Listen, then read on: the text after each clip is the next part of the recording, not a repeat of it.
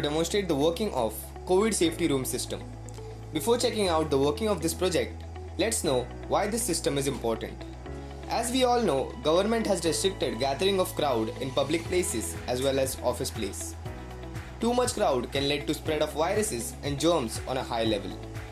So this is where the system comes into use. This system allows only limited people in the room. The temperature of people is checked before entering the room. So let's begin with the working of this project. First, we need to connect our Android to the Bluetooth module with the Bluetooth app. Now, we set the highest limit temperature in the system with the help of a Bluetooth app. If the person has temperature beyond the set temperature, the door won't open. After that, set the maximum number of people allowed in the room. After pressing set, the information is updated in the system.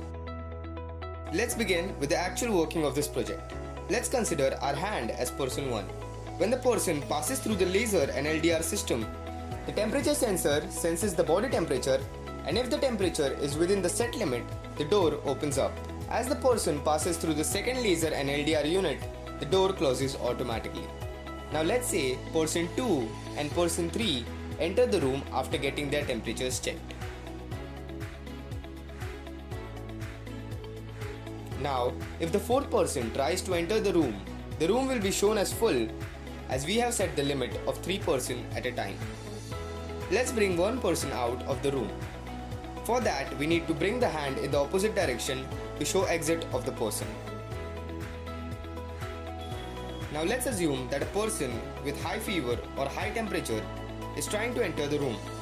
To indicate that, we are going to light the lighter in front of the temperature sensor to show high temperature.